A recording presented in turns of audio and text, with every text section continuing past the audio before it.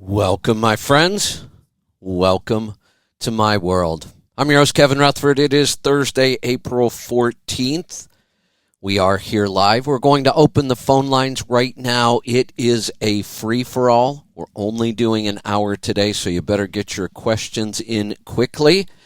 I decided just to do a general free-for-all today. I need to start getting ready to head back home. I've been on the road way too long. Waiting for some parts to come in tomorrow. We'll wrap some things up. So tomorrow will be a 1-hour show as well. I think we will just be doing, we might be doing another trucking technology and efficiency. I talked with John yesterday. I think he can do it.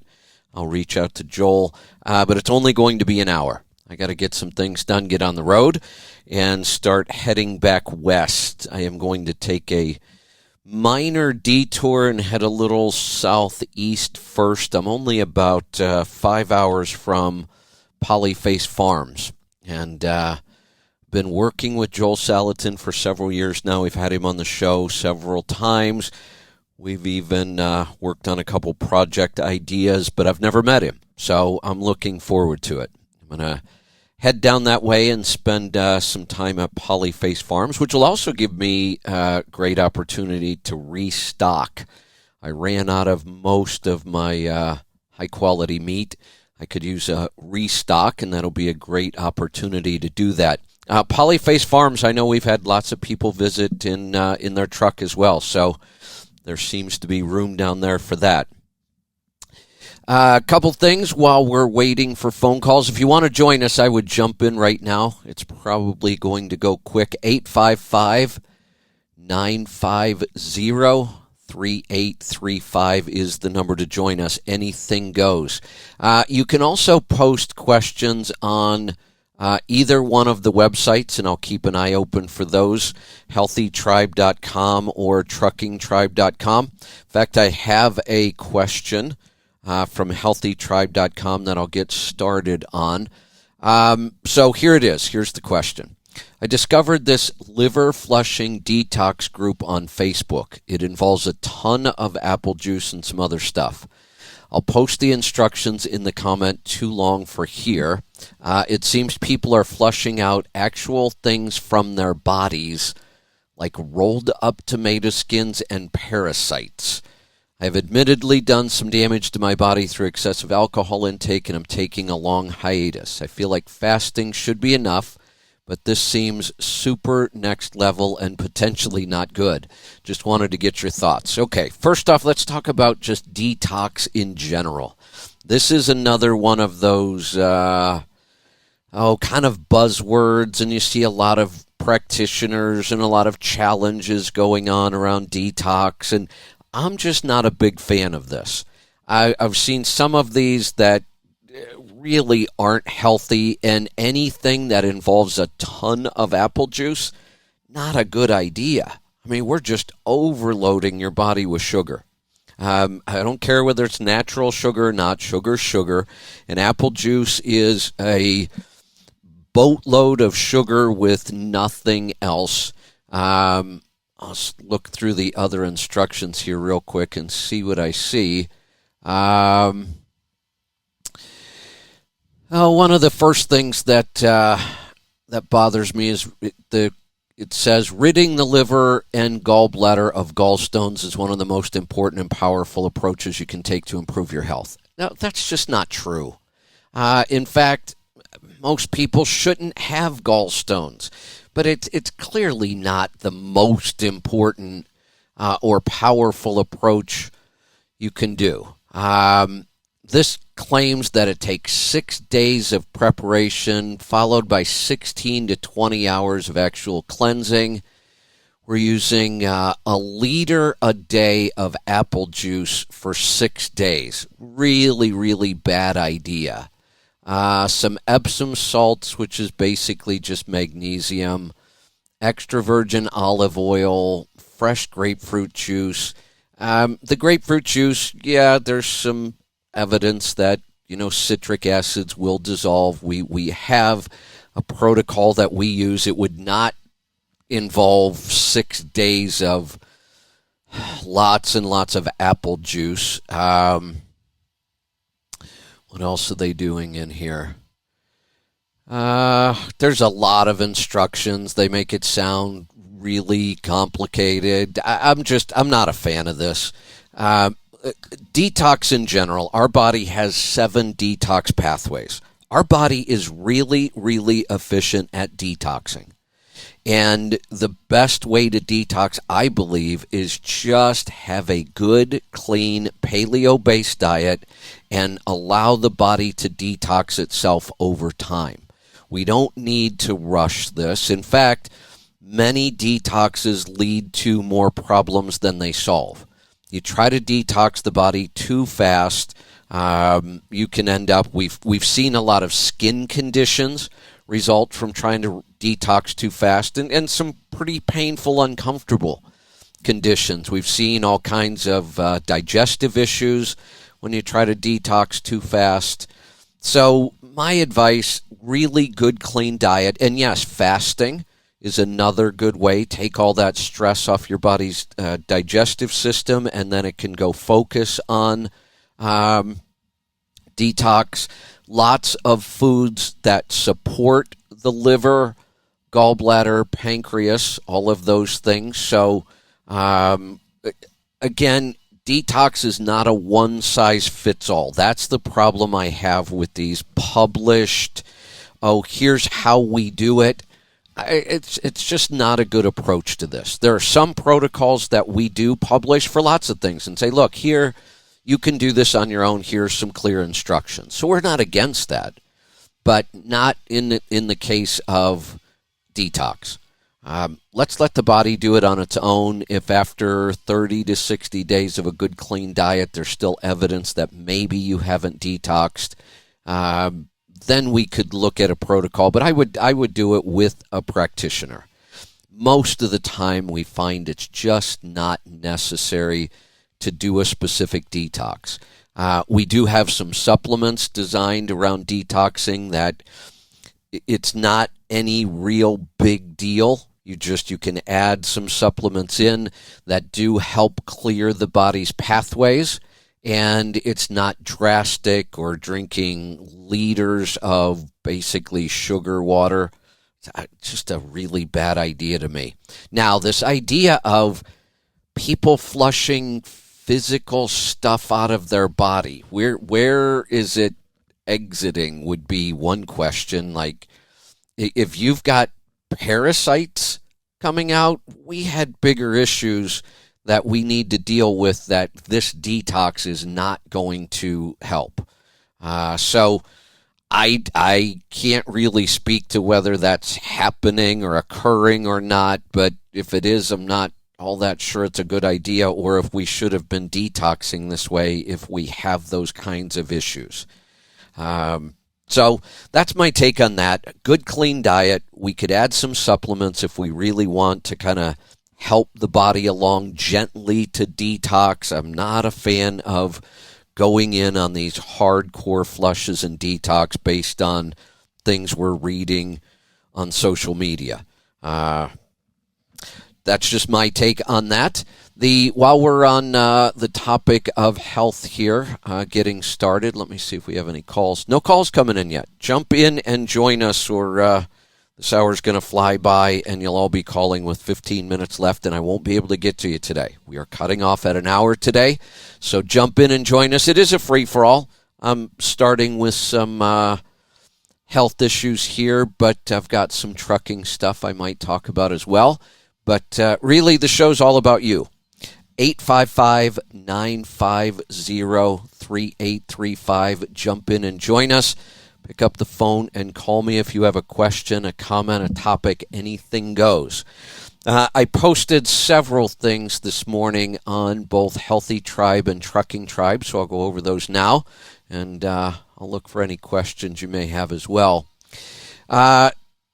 On Healthy Tribe this morning, I posted about my new favorite cooking appliance now that I'm on the road, and it is my Ninja Foodi. I've had one for a couple years. I use it at home. I've posted some recipes in the past that I did at home, but said this would be easy to do in the truck. Now it's even more of a real world test for me doing it while I'm on the road. Here's kind of what I've settled on.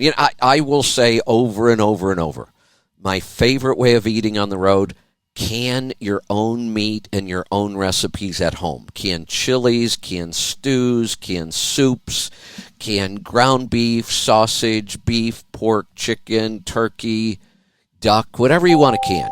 Can it all at home. It really does make really good eating on the road, super convenient. It's already cooked. Just heat it up and eat it. Throw a little fermented vegetable on top as a condiment like kimchi or sauerkraut. I also talked about the other hack that I kind of came up with on the road here that I really like. Taking a little bit of either your homemade mayo or a good quality mayo like Primal Kitchen. I really like their Chipotle lime.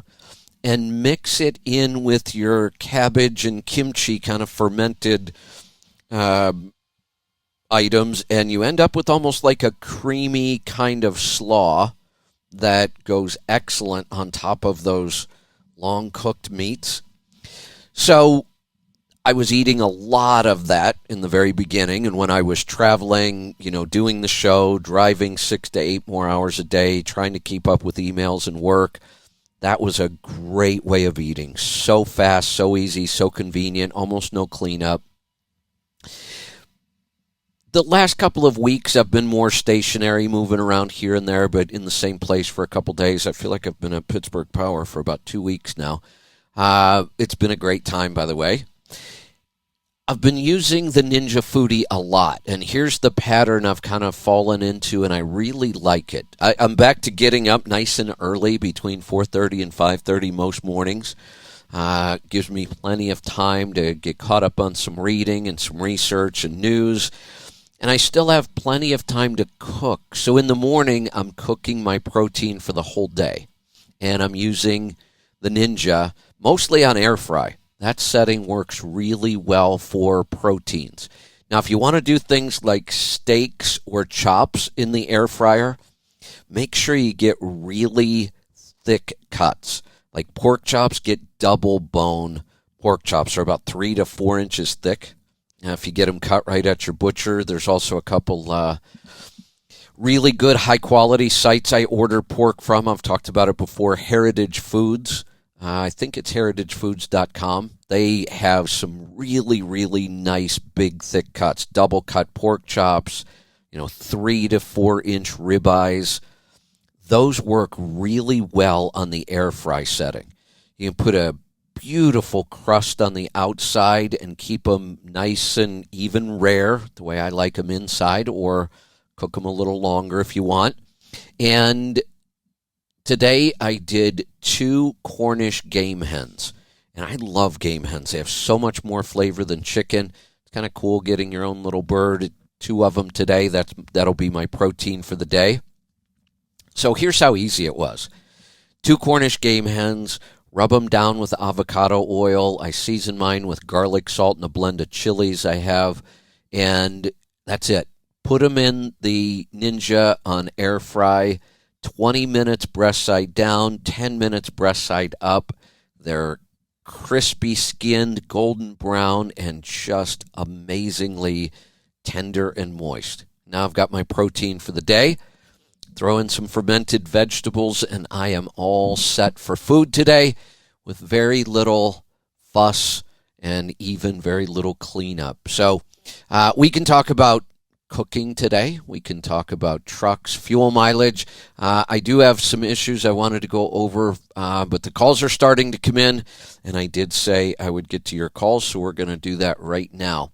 We're going to get started in Dallas. Steve, welcome to the program.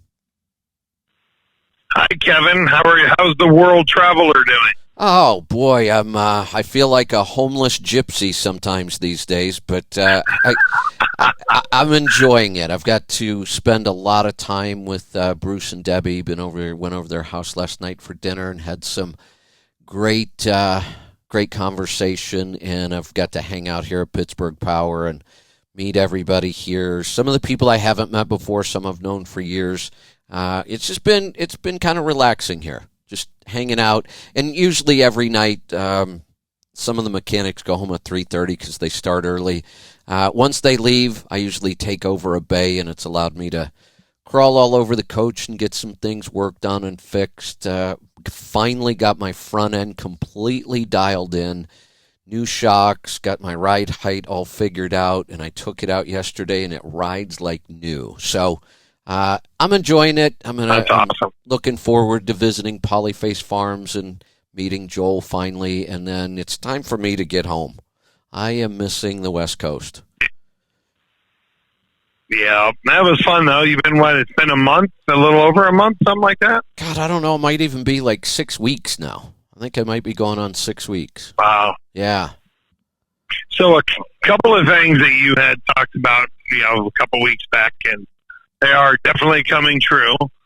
Fuel prices are through the roof, and rates have definitely dropped. It is absolutely crazy. I do a Dallas to Shreveport run.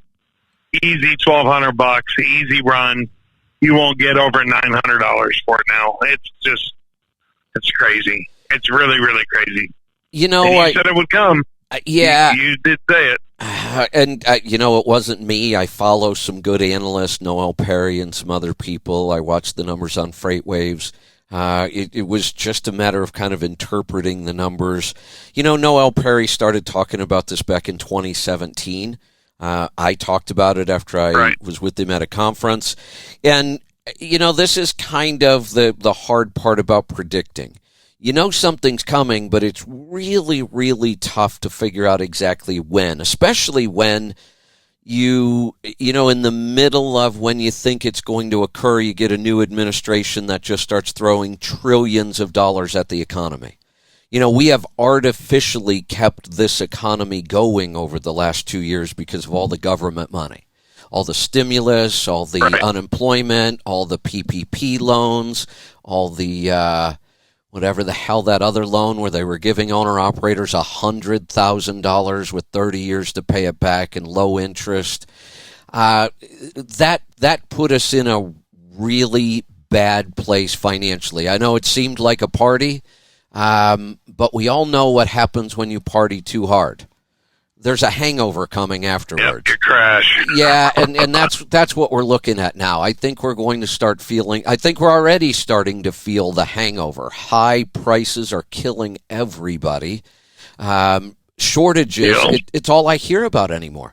Every business owner I talk to, yesterday I sat through a meeting here at Pittsburgh Power, a staff meeting with everybody in it, and almost the entire time was talked about we can't get this part. We're looking at July or August before we can get this part. Rebuild kits are hard to come by. Parts in general, hard to come by. And then there seems to be a colossal shortage of people. Where the hell did they all go? Yeah, they're still enjoying that free money.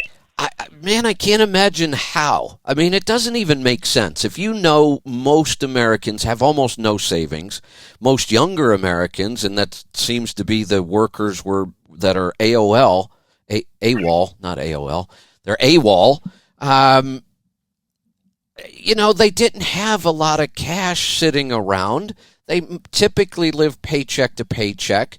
When they were getting more money, in unemployment than they were working, it made sense that they didn't go to work. But now I'm wondering, how are they living? Did they all move back in with their parents, or, are they all running Uber Eats? They're certainly not out there in traditional jobs, because the number 2 complaint after supply chain shortages, just plain people shortages. Just can't get enough workers to do anything. The only reason I've been here for 2 weeks is because for the last 2 weeks I've been struggling to try to get parts to finish up the projects I want to do before I get back out on the road again. Right. Yeah, it's definitely hard to find things. Well, and here's I heard this morning. I'm sure you. Here's another example of, and I know this comes down to shortages of people because people are overworked. The ones who are working are just about being abused because as a business owner, you almost don't have any choice. You got to get the work done. The people who show up have to do more work than ever, and they're making mistakes. One of the parts I needed, Aaron found it for me. I said, whatever it costs, I don't care, overnight it. I got to get it here. So he went to overnight it, spent over $100 for priority overnight, and they managed to put a 3-day sticker on it, so it won't be here till tomorrow now. Oh my gosh. Just that kind of stuff. The part was there. We were willing to pay the money to get it here on time, and yet you still can't get it because somebody made a simple mistake. And I would venture to say it's because they're probably overworked. And they don't pay attention. They're just, right. I don't know. It's almost like an assembly line with no oversight. It happens. It's crazy. What did you think about the Elon Musk and the $43 billion for Twitter? Oh, yeah. What's your thoughts on that? That was on my notes that I wanted to talk about today. I think it is absolutely awesome, and this is interesting to watch. This gets a little complicated with SEC rules and some other things. It seems to me like, if anything else in the world, if you go in and offer more than it's worth, and especially with stock, you're allowed to buy stock, but we have crazy rules about how much you can buy. But I looked at the rules. They get fairly complicated. I'm not going to try to go through them all here, but I don't know if Twitter's going to have a way to avoid this. It doesn't look like they will be able to. They're going to have to. What do you mean? They could say no. They could say no to the deal. They technically can't. They would have to mount some other sort of offer and sell the company to somebody else. I don't think they're going to be allowed to just say no. And again, because it is a public company right now. Correct. Right. This is not a private company. Yeah, because he wants to make it private. He wants to make it private. Well, he doesn't want it public anymore once he buys it. I don't know if he'll do that or not. Now, he got himself in a lot of hot water once because he tweeted he was going to do that with Tesla. And it's not that easy. Again, we have a lot of weird rules around with the SEC around stock and ownership. And just because he tweeted that he was thinking about taking Tesla private, he ended up in court over that. It's a weird... Oh, wow. Yeah, it's a weird bunch of rules. So I didn't see anywhere that he wanted to take Twitter private. I'm not saying he didn't say that. I just didn't see it. But the first step is, can Twitter come up with some creative way of stopping or blocking this, or can they come up with somebody else to buy it so they can keep it out of his hands? I don't know. It's going to get interesting. If he buys it, I think it will be incredible. I can't imagine what will happen at the company if he does. How many people are going to get fired? Who's going to quit? What kind of changes are they going to make? But it's certainly interesting to sit back and watch. Yeah, I would think he would bring in his own people, wouldn't you, honestly? Oh, yeah. He's got to have something already in the works. I think so. And, if you look at their current CEO has absolutely said they believe it's their job to regulate speech on their platform. He does not believe in free speech on that platform, and Elon Musk clearly does. Correct. So I can't imagine most of the management team would even want to stick around if he allowed them to. Yeah, it's going to be an interesting next 48 hours for sure. Yeah, it is. It's kind of crazy that we have people with so much money they can just offer. He's offering like a 38% premium on where the stock was when he first bought his initial shares. He's offering about 38% more. That's pretty incredible. Yep. They were saying this morning that it was the last round of the amount it was worth was like 37 or 33.4 billion, and he come right in at 43 billion, like with just right out of the sky. Just said, "Here, I'll give you this for it." Yeah, worth so this, but I'm going to give you this. part of the problem here is they're not allowed to reject that offer because it punishes the shareholders. And that's a public company, so you have to take into account your shareholders. That is their job, to make sure that the shareholders don't get screwed. And when you have an offer that is so much higher than the value of the company, if the company tries to stop it or say no, the shareholders could sue them. Yeah, I guess it does get pretty complicated. It does. Yeah, it's interesting to follow, though. and that is definitely some serious money, for sure. It is. It is. It's crazy that we're even talking about that kind of money just to buy a company that doesn't produce anything. Isn't that weird? All they do... No, but he wants everything. Yeah, but he wants us to get public again. He wants people to have free speech. Absolutely. You got to give him props for that. Absolutely. It's going to be awesome if it works. Yeah, his point is Twitter has become the, not just the country, but the world's town square. It's where we share ideas and we all communicate. And if that's the case, in my opinion, it should be a free and open forum. But I also, I have always supported the right of any company to make their own rules. This isn't a First Amendment issue. First Amendment applies to the government. It doesn't apply to private businesses. So as much as I don't like this, I say that's our rules. That's how capitalism works. It's their company. They're allowed to do whatever the hell they want, as long as they're not breaking any laws. And deciding what content goes up and not doesn't break any laws. Not for a private company. So I like this solution. I don't want the government to go in and try to change this. Not that they will, because I think the government actually likes it. I love the fact that we have people this powerful enough and with enough money they can go in and fix something like this. Yeah, well, I can't wait to see the next couple of days for sure. Should be interesting. Well, good luck on your journey home.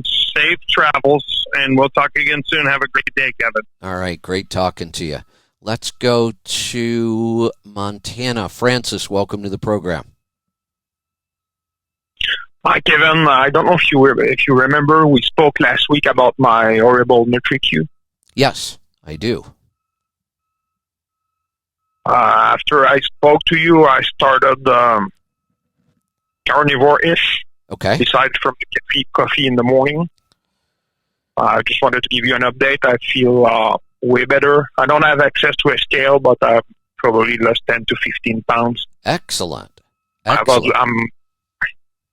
very sensitive to water retention, so that's probably mostly water weight, but my energy levels are way better. My joint pains went down maybe like 80%. Excellent. So far, I think I'm doing good. It sounds like you're doing fantastic. I had a few digestive issues in the first few days, but it seems to have resolved itself by taking apple cider vinegar every morning. Good. I like those nice, simple fixes. When I get back home, I want to get on the yogurt thing. I ordered all the strains. Which one should I start with? Oh, let's see. Did you look through the strains for the description of what each one does? Yeah, I started some quick training session every other day. Okay. So I was thinking maybe the L-Reuteri or the other one that improves muscle recovery. Yep. So since you're kind of focused on working out and some strength training, I think that's an excellent way to get started. So I would do the same two that I'm focusing on. Make a batch of L-Reuteri, make a batch of the Barbarian, and then when the batches are done, you can mix them together, and then that becomes your daily yogurt. I think that would be a great start. Okay, how much should I take? Oh, I don't know. I think the amount that Dr. Davis recommends, like a quarter to a half cup a day, maybe, that's what they've worked out. You need that much to get the benefits. Somebody asked me yesterday what would happen if they ate a quart a day. And I can't imagine eating a quart of yogurt every day. But he said he loves the stuff so much, and he's wondering if that would hurt him. I kind of doubt it, but I don't know. We're in new territory here, so I tell people, try it. if you really like it and you feel like eating a cup a day, eat a cup a day. If you're eating 2 cups a day, I don't know. Let's see what happens. Yeah, my only worries is, in my case, the carb count is probably pretty much important. It might be, but it also depends. If you're eating fairly strict carnivore-ish even, and then we're throwing in the fermented foods, maybe some fermented vegetables and in the yogurt, you're still not going to be anywhere near what we would consider a high-carb diet. It would still be a very, very low-carb diet. So I would just play around with the amounts. I would at least eat a quarter of a cup a day. Half a cup's probably better. But if you find you want to eat more, give it a try and see what happens. Okay, I already started the fermented vegetables. I have like fermented pickles and kimchi, and excellent. It's store bought, but it seems to be clean. I have one last question. Let me address the store-bought fermented vegetables. I've looked at dozens of brands from around the country. In this part of the world where I grew up, there's a company called Cleveland Kraut. They make some excellent stuff. Back where I am in Oregon, there's tons of local companies that you wouldn't find anywhere outside of Oregon probably. Some of the big national brands, Wild Brine, we talked about yesterday. Here's the thing. Every single brand I've looked at is just as good as what you would make at home. Maybe with the exception of if you're doing your own gardening and you're fermenting your own vegetables. Obviously, that's going to be the best quality, the highest nutrition.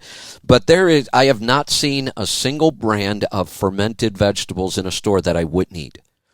The fact that they're fermented means there's not going to be junk and other stuff in there. They're basically going to be vegetables, water, salt, and some flavorings, because that's what it takes to make fermented food. So the good news is we're seeing all these brands pop up, and I've been in some, fairly small, not high-end grocery stores, and I'm still finding fermented vegetables in them.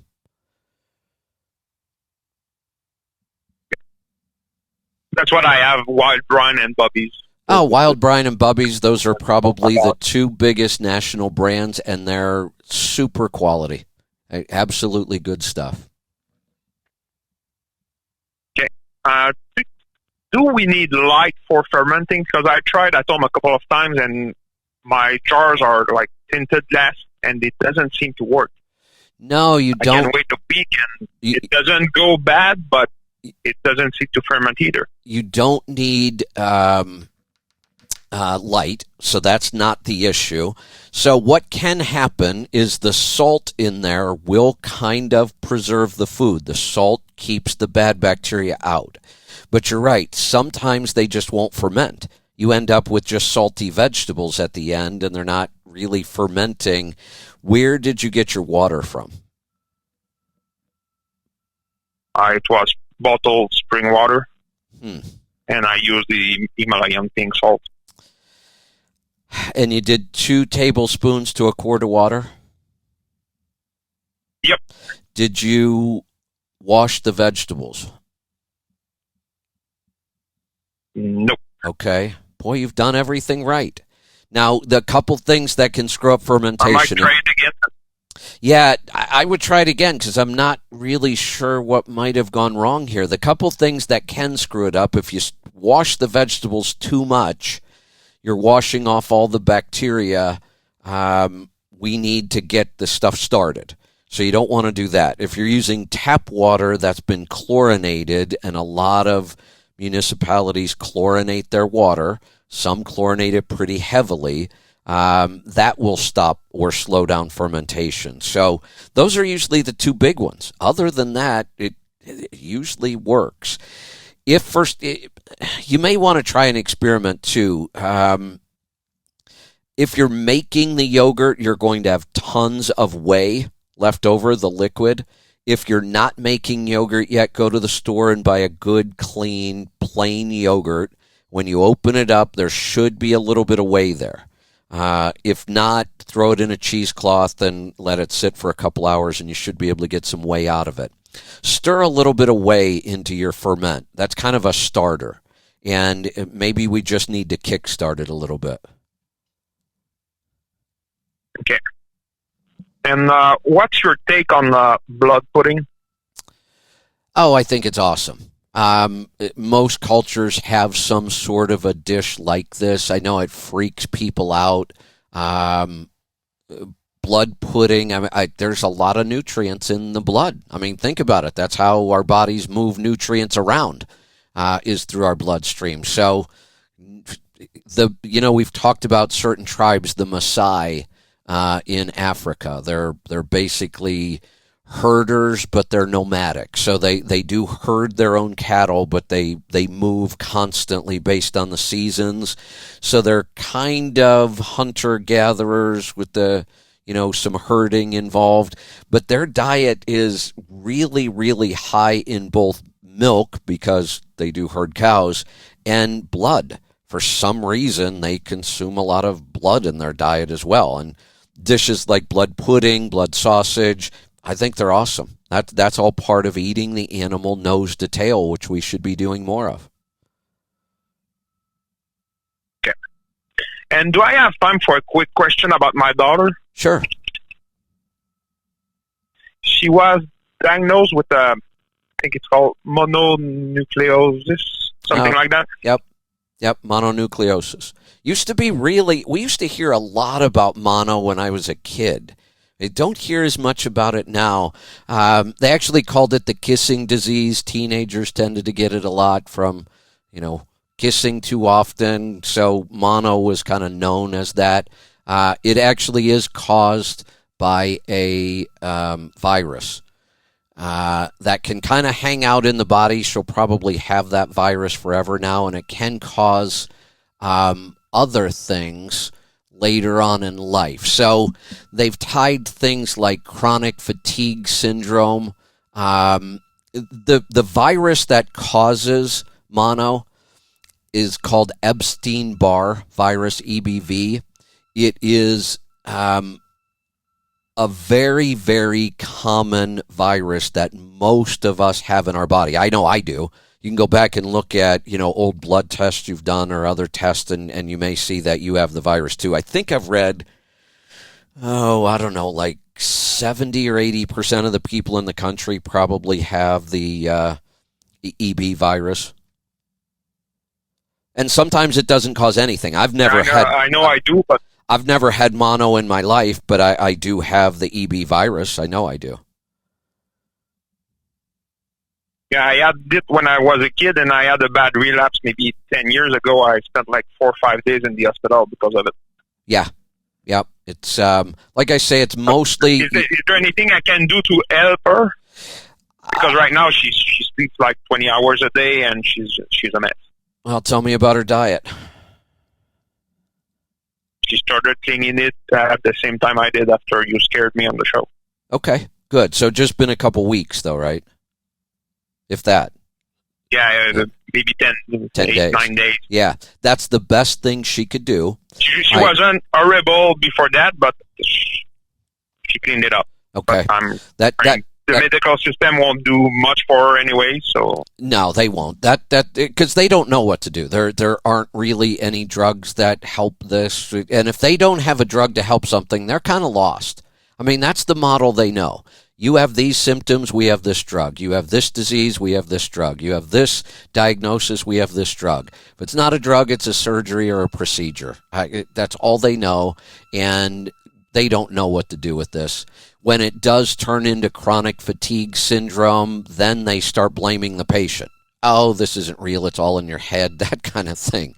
It's clearly real. Cleaning up the diet is first. She could also work with us on a one-on-one, and we could probably help her with a supplement package. This is one of those that we probably would put some supplements together right away, because we know there's some things that we could target that would help this a lot. Okay. So I should have her fill a NutriQ before? Yep. I'm going to have to talk on her behalf, but because she only speaks French and she's like 11, so. Oh, okay. Yeah, that would be fine. We could work with you together on the one-on-one with her. And she could start with a discovery call. That's free. Do the NutriQ and a discovery call, and we could give her some ideas just from that alone. That would help her a lot. All right. Thank you. I appreciate it, Kevin. You're welcome. Thanks for your help. Thanks for the call. Let's go to BC. Murray, welcome to the program. Morning, Kevin. What's on your mind today? Well, you mentioned rates, and it got me thinking a little bit. So we are a free economy, sort of. We claim to be. Right. We can't get people. We have shortages everywhere, and yet the rates are dropping. How does that work? Explain that. Yeah, it's kind of an interesting time. And, you know, I wish I would have been paying more attention, or I wish I would have known more back in 80, 81, 82 when we went through this. I was just getting out of high school. I graduated in 81. So I remember it well, but I don't remember the details. So I've had to go back and kind of research it and study it. And we have some similarities going on right now. There are multiple things happening at once. The shortages and the inflation are, you know, creating an imbalance of supply and demand in a lot of things. But at the very same time, people are stopping buying. And it's hard to catch up with the numbers right now. You know, we're in this cycle where 3 months from now, we'll be able to look back at the numbers that are happening right now and maybe make some sense of them. But we're always on a delay to know. And when things start moving as fast as they are right now, oil went through the roof in a month, just shot up like crazy. Unemployment went way down to nothing. We can't find enough people to work, which you would think would be a good thing. We always talk about low unemployment numbers being such a great thing. But all of these numbers are happening in extremes, and they're happening so fast that it's hard to get our head around it. But interest rates going up, businesses stop borrowing. Businesses stop borrowing, they stop doing any kind of new projects because they don't have the money and they're nervous. Consumers who are spending all of their money on food and gas to get back and forth to work to make more money stop buying all the extras. And we're just now starting to see that happen, and the economy's going to slow down. Now, I read an interesting article in FreightWaves this morning. 2 different analysts said that we're really only seeing the drop in spot market rates because the last 2 years we have set records for new authority in trucking. So most of those authorities are single truck. They go chase the rates in the spot market. That's what they do. We talk about it all the time. The contract rates are not coming down. The contract carriers are still saying that there's still shortages. There's not enough trucks to move all the contract freight that's already been contracted. So it's a really, really strange time. Then on top of that, fuel prices are going up again. I think 15 cents was the NASDAQ report. The futures went up 40-some cents, I think. So we're probably going to see another round of fuel prices going up. And that keeps the rates artificially high. People don't understand you've got to separate out that fuel cost. And if you take out that fuel cost, the spot market rates are just tanking. And I think it's going to get worse. Yeah. But there's still lots of freight. I mean, there's less freight than there was, but that's the key. It just seems so upside down. It is. It is. And it's a confusing time during this transition. But there is not as much freight as there was. It hasn't dropped enough that that's true. You're seeing it in all the lanes yet. But also remember, with all this new authority, that there's an awful lot of trucks chasing that freight now. And it doesn't take much of a drop to start affecting people. And then on top of that, if it's costing you $1,000 to fill up your truck, these people who are running around that have no idea how to control their cost, hopefully they'll drop out quickly. And I know I hate to say that. I hate to see anybody fail, but they need to. I think they will. They need to. I think they will. Right. How can they? Like how can they sustain it? Right. Yeah, they won't. Right. You burn a candle at both ends. You can only burn it for half as long. Here's what I'm afraid of: is the rates were so high, the government was handing out money like it was candy. That may allow a bunch of these small guys to keep going, even though they're not even very profitable anymore. And the problem with that is the longer they keep going, the more they'll pull the rates down with them. Yeah, and then we got to fight to get them back up. But then we've only seen that go around 100 times in the last 40 years, right? Exactly. If I had to guess like or try to predict, every time I've gone through this in my career in trucking, it's gotten worse. Like the one in the 90s we thought was horrible. Then we got hit with the one in the early 2000s. That one was really bad, we thought. And then 08 and 09, hell, we were almost starting to call those a depression. It got so bad. And this one looks like it's going to be even worse. Okay, so all of that said, that brings me to my next question. I was I'm working toward putting my own authorities together again, with the intention of flying my own flag and running my own game come January 1. Okay. Now, being in the fuel business, I'm kind of insulated from all this rate hike up and down. I could have gone and hauled lots of freight, made lots of money over the winter and last summer.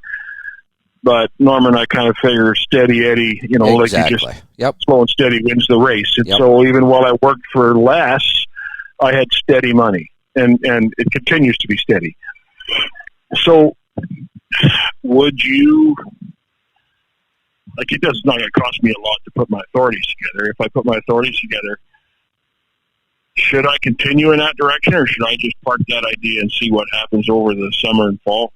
No, I don't, it doesn't cost all that much to get your authority. There's still going to be plenty of good freight out there if you know what you're doing. You build some relationships with a couple good brokers that can keep you moving.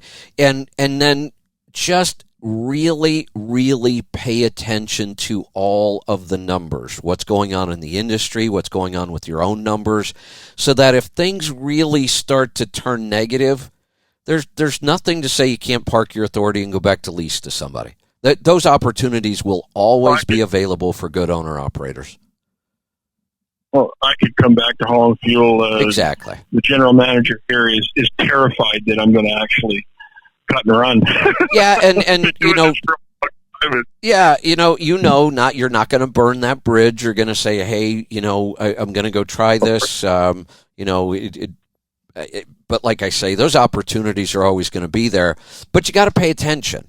Too many times I've seen people make a big change like this, and then they're not paying attention, and they run it right into the ground, and they don't have time to adjust when things get bad. Okay. Now, I was planning on doing open deck freight from the Vancouver, lower BC area to Central California. The Central California rates tend to stay better than the LA Basin rates. Is there anything you might, because that's the most expensive corridor there is to run in. And right now, open deck is the strongest of the segments. Open deck right now is not getting hit as hard nearly as all the other segments are. And I can get steady freight going down because California's always buying lumber. Even in bad times, they're buying lumber. Yeah. It's the backhaul end coming back from Central California. Is there anything you could suggest or recommend that would make that end easier? Because that's a tough one. Yeah, here's what I recommend when you've got a nice, strong head haul, but your back haul might be weak or it might change. Again, it comes down to staying plugged in and staying involved. I would start looking on the load boards to put together a triangle or even a dumbbell. Well, you don't need a dumbbell because on your end you're nice and strong. Look to try to put together a triangle. If there isn't enough freight coming out of, oh, wait a minute, you can't, can you? your Canadian carrier? No. Well, I mean, yeah, I can triangle into Alberta, but from Central Cali into Alberta, it's not really strong either. Yeah. Not with a flat deck. With a reefer, I could run back all day long. Yeah, that makes it a little more challenging. You can try to look and see if you can find some other place in Canada that you could triangle back to. Other than that, you might just have to look at the numbers and say, even if it's weak coming out of there, can I still make this work? Yeah. Well, that's kind of what I was thinking. I just was hoping maybe you'd have a suggestion that might be an ace in the hole. You know, if I had any say in the government, which I don't, given the fact that supply chain shortages are threatening to take down the economy and they're increasing inflation, I've never even heard this talked about, but what if we put a moratorium on the fact that you can't haul within the U.S. and we let you for a while? Oh, my goodness. Norma and I would move to the U.S. in like less than a heartbeat, in a New York second. But they won't have. No, what the immigration department won't have a good, hard-working businessman. Oh no, I know. We actually tried to get Dale Howard to come to the United States and work for us, and it's next to impossible. But I don't even mean that you need to move. What if we just take the rules on cabotage away for a while, temporary? It let Canadian carriers move some freight around in the U.S. before they go back if they want. Tons of freight from Central Cali back to the Ferndale Bellingham area. Yeah. I could load down and come back and do well on but yeah, they won't let us do that either, right? That's what I mean. And I'm sure there are a bunch of American, U.S. carriers out there right now, owner-operators screaming at the radio, what is he talking about? They're going to steal our freight. No, I'm trying to save our economy. Really. Let's all those people need to do is take a look at one load board for one day. There is such a plethora of reasonably decent paying freight moving anywhere and everywhere. Here's the problem. They do look at that and they go, oh my God, look at how the rates are going down. We'll never survive. And they're right. They probably won't because they never really faced this and they're not really running it like a business. No. So for me, honestly, as unpopular as this statement's going to be, I'd rather have good Canadian owner-operators down here running our freight than lousy American carriers. Well, I think that probably goes for anywhere in the world, doesn't it? Yeah. I'd rather have 10 good diggers than 100 morons. Exactly. I mean, I just think that, it's one thing to say, well, we need to protect our freight. And, you know what? Then step up and run it like a business. Yeah. And it's not that hard. Like you say on your show, the hard work. The hard work means go and grease your truck yourself. Do a few repairs yourself. Keep an eye. Like if you ever saw my scribbler, at the end of every day, I have like the old scribblers that we used to use in school. And I write down exactly what I generated today, what my cost per mile or what my revenue per mile is, even though my revenue per mile is highly skewed because I do such short mileage, but it's consistent for me, right? There you go. And I know what my fuel cost is. There's not big margins in what I do, but there is margin. There's margins, and anybody who's owned a truck for more than 10 years knows how to deal with smaller margins. And if they've made it this long, they probably remember how to do it. But you're right, it's not that hard. I'm going to cut you loose. I want to grab a couple more calls here before we got to wrap this up. I'm sure we're going to be talking an awful lot more about this for quite some time. Let's go to Iowa. John, welcome to the program. Hey, Kevin. Thanks for taking my call. What's on your mind today? Can I make a couple comments before we talk about what I want to talk about? Absolutely. I just want to say a big thank you to Angie and your team for calling me for this call because I can't call you for some reason. Well, good. Glad they made that work. I'll figure it out. I'll figure it out somehow. It's on my end. Okay. And listening to the calls while I was on hold, was there one gentleman was talking about his Was it his yogurt that wasn't fermenting properly? Now vegetables.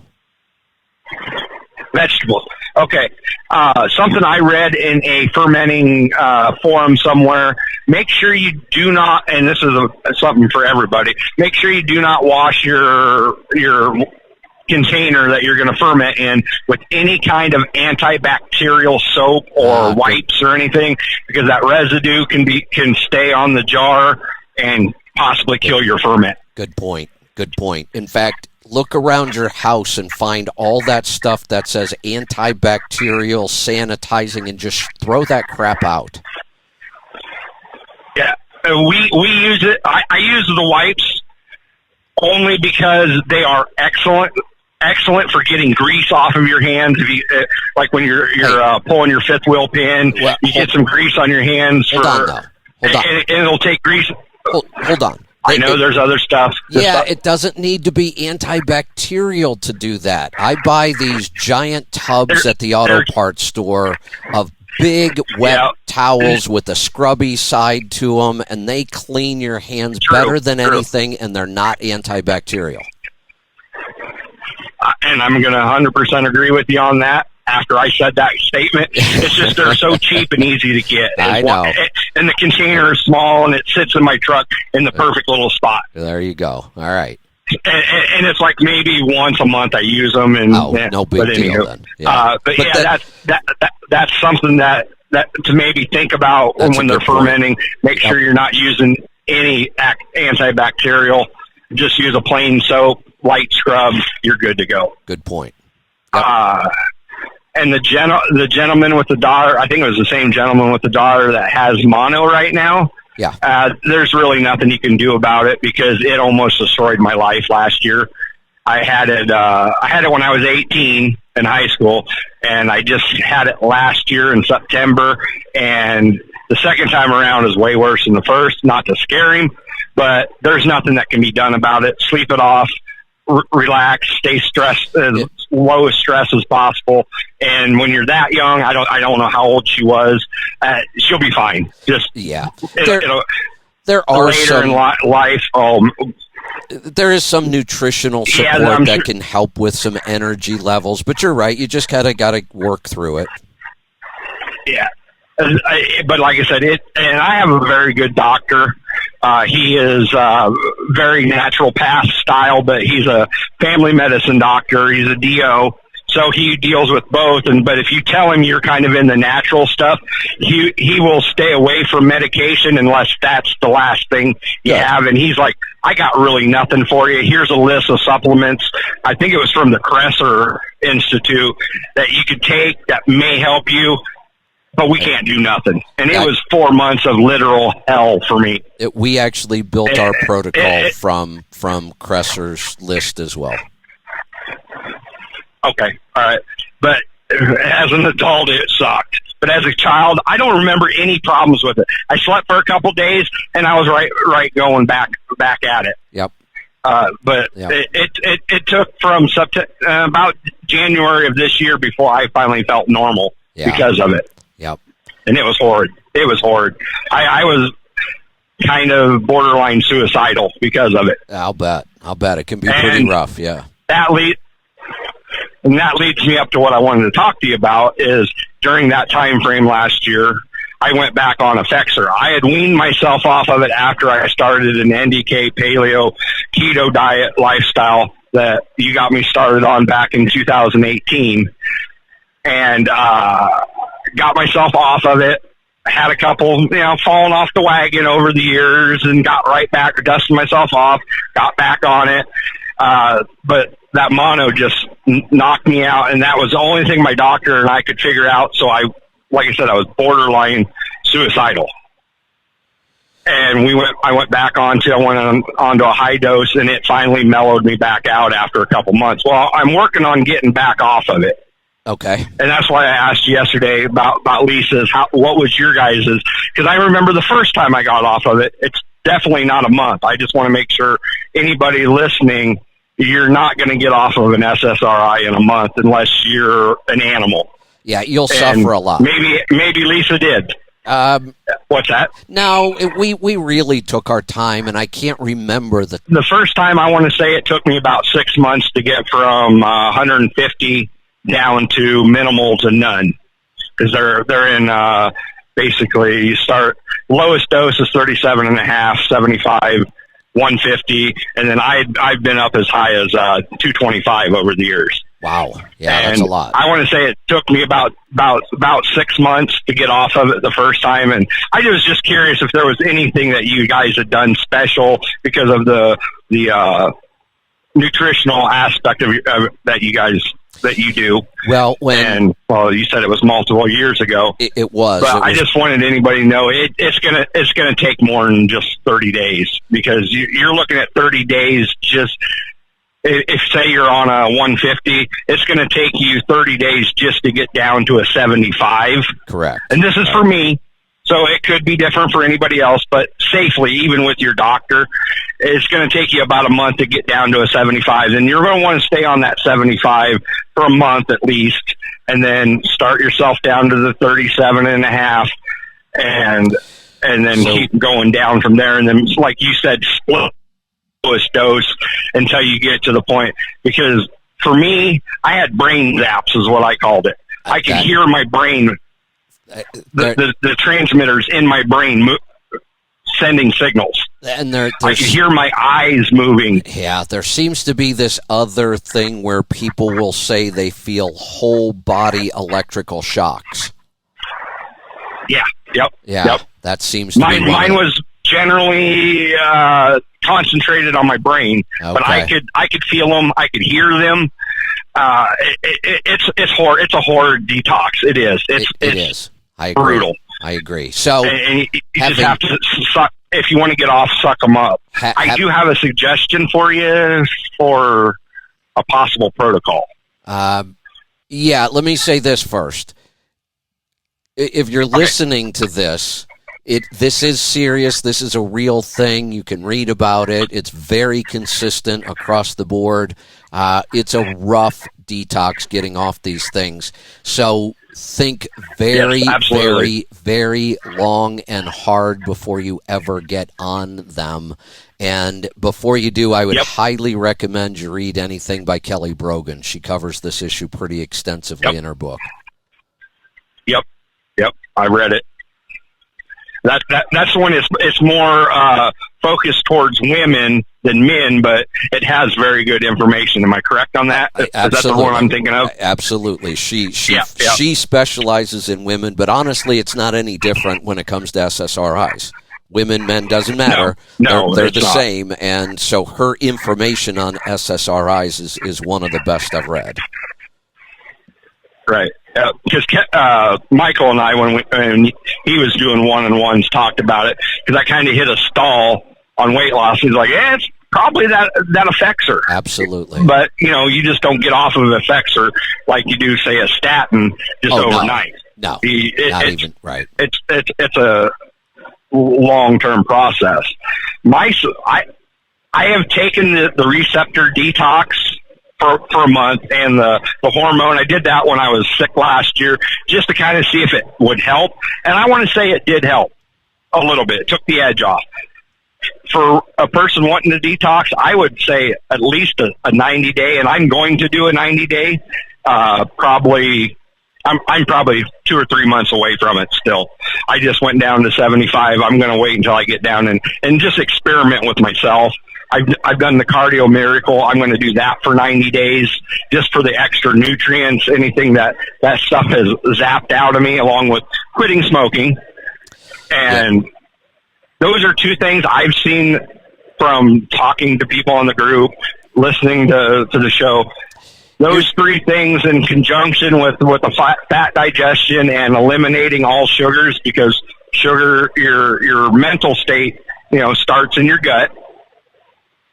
And we want to get rid of those bacteria, so eliminate all sugars, I think would help somebody if they're listening and wanted to get off of an SSRI. I'll tell you what the most powerful intervention will be, and that is doing all 4 of the stress protocols I created at least 4 times a week. 5 would be better.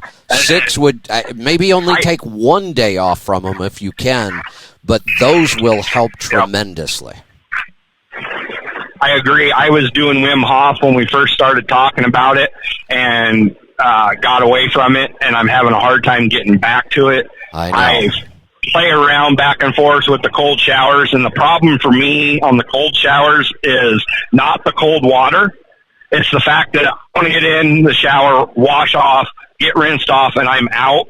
And and it's cold, in Iowa in the wintertime. We were down in the negative 20s, which, some guys that are up in the Northwest and in the Canadian area, they're in the negative 50s. I understand that's cold, but yeah, I like a warm shower. It relaxes me, makes me feel better. I have a problem of standing in the shower for an extra 2 or 3 minutes with the cold water on, which I do now again. Try to just start my shower cold. Well, either way. If you spend the extra 2 or 3 minutes, let's think about the investment there. 2 or 3 minutes for significant better outcomes. Yeah. I'm not going to disagree with that. It's just I'm in there. I'm in and out because I want to go. I'm home every day, and if I have a long day, I just want to take a shower. I've eaten supper, take a shower. It's time to go to bed because 4 a.m. the alarm clock goes back off. Yeah. No, I get it. It's not easy. I'm struggling to get back into all of them myself. So, hey, I'm going to cut you loose. I want to grab this last call, and I have got to get on with my day. We have confirmed tomorrow I'll be joined by both John and Joel. We'll be doing another episode of Trucking Technology and Efficiency, so we will look forward to that. I'm going to go to Florida now. Matt, welcome to the program. Good afternoon, Kevin. What's on your mind today? So you were talking with Murray there, and I'll throw a wild idea out there. He said he hauls flatbed down to Central California. Yeah. Getting back to Canada. I don't personally know anybody. I've just seen these on the road. But in Wisconsin, there's a couple of guys that'll haul non-temperature sensitive, like cheeses and butters. They got a Roll Tight or Conestoga, whatever brand you want to talk about, insulated tarp with a reefer on the front of their flatbed. Really? They haul that out, bring flatbed freight back. Wow. Now, I don't know California produce that well. I've never been that involved in it, but a lot of your vegetables are going to be more temperature sensitive. So I don't know what to apply there, but it's a wild idea, something to think about. I like those kind of thought processes. That idea might not always work, but it leads to another one. So, it'd be an interesting thing to explore.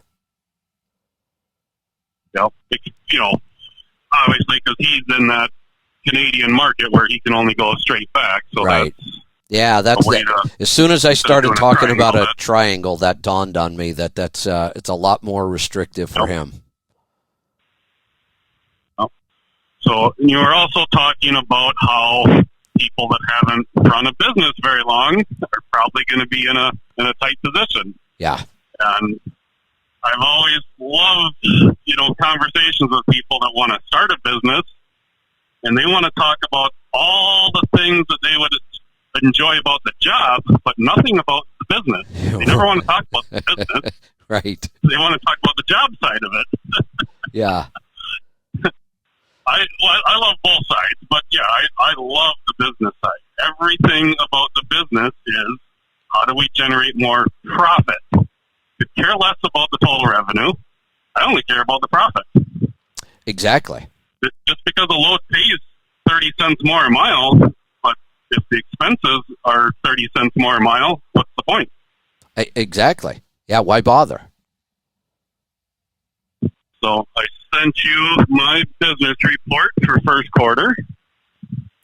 All right. And we're just continuing right along with last year. Things are great. Let me take a look. I did add a little note in there on the fuel side. Oh, yeah, okay. Wow. My fuel so far for the year is only 45 cents a mile. Is it? and it's only just under 18% of your revenue. That's incredible. Yep. That's now, yeah. just in full disclosure, I I do everything to the extreme. I run a dedicated run so I can plan my fuel purchasing, well in advance. And I also put extra fuel tanks on my trailer so I can buy in the states that are really good deals and run all week with only buying fuel. Basically, I buy all my fuel in Illinois. I got it. Yep. Which just so happens to be the highest tax state also that I run in. Correct. So I get big refunds on IFTA. So this number includes my refund. Okay. Got it. Which, yeah, that's... I mean, just to be clear to people, it really doesn't mean much because an IFTA refund isn't what we're looking for. We're looking for the cheapest fuel price. Right. But when you've done this enough that usually when you're buying your fuel correctly, you do end up with refunds because you tend to buy in the higher tax states because they have to discount their fuel more aggressively to get people to buy it. Yep. And right now I run down through Georgia, and Georgia is one of the states that has suspended their fuel tax. So now they're equal with Oregon, a zero. Guess what the most expensive state to buy fuel in my lane is? The state of Georgia, where they suspended their tax, but most of the stations, they're just keeping that for themselves. So, I mean, I'm sure they come down a few cents, but yeah, you're right. The retailers then can say, "Oh, look, we don't have to charge and collect the tax." And you've got high fuel price states around them like Florida, and they can crank up their price. This was a gift to the fuel retailers, not to the owner-operators. No. The owner-operators don't benefit. In fact, the owner-operators will end up getting hurt because most of them don't understand this. They'll keep buying in Georgia not knowing that they're not getting any tax or credit for the tax, and they'll have to make it up at the end of the quarter. Yeah, they're going to have a huge tax bill at the end of the quarter. And they won't expect it because they don't understand this. They don't realize they're paying way too much for their fuel when they buy in that state, and then they're going to get another whammy at the end of the quarter. So here we go again, government making it sound like they're doing something good for the owner-operator of the trucking industry. This only benefits the fuel retailers. Yeah. Well, yeah, this, I guess, to touch into politics that I didn't mean to, but this is, to me, the Republicans trying to be socialists now, that they're doing away with the tax, so they're not going to be able to fix the roads, and it's all for political votes. That's the only reason. Yep, because it looks good. And it's not. It's the opposite. Yep. This is what we mean by the law of unintended consequences. You think what you're doing makes sense and it's helping this group, and it's not. It's hurting them. Yep. So back to the business report there. My gross revenue is actually down so far for first quarter, but that is because I got paid early from one of my customers in December. So basically in January, I got no revenue from one side of my haul. Got it. So my revenue is $256, but just adding up last week, I'm at $306 all miles. Wow. That number should keep climbing for quite a while yet. And I'm basically, as you were talking earlier, on contract freight, so I haven't seen any dip in rates yet, and hopefully won't for many months. Yeah, that would be nice. That would be really nice. It's definitely an interesting time. We would love to brag about is the net revenue, and I am keeping $1.85 a mile, which is just, That's so far above the norm of what we've been working with for years and years, and I just don't. And most people are coming nowhere near achieving that. You've achieved it because you've done all those things over the years to get there. But what a lot of these people don't realize is how ugly this could get. Yeah, and the thing is reading this stuff online, and I know exactly one of the things you're talking about earlier, and we're just getting back to normal here. We're not even talking about low rates yet. We're talking about normal rates. If we're not down to normal yet, you're right. If we were to wipe out the last 3 or 4 years, we'd be looking at these rates and celebrating them because they're still that strong. Yeah, we're just starting to cross the line as to where we were at a year ago. Right. And that was a high rate. Exactly. Yeah, and we can go back a couple years, and these were still good, strong rates. We're not even approaching normal in most lanes yet. Yep. So yeah, it's not that I want anybody to be in a bad position, but if you've made decisions on the outpriced market of buying equipment, and you haven't focused on a business and your expenses and fuel economy, you've got to start doing a lot of thinking really fast. Well, and here's the thing, because rates have been so high, look, and I was encouraging it because it was the right thing to do. When rates were that high and fuel price was that low, hell yeah, go faster, run harder, go make the money while you can.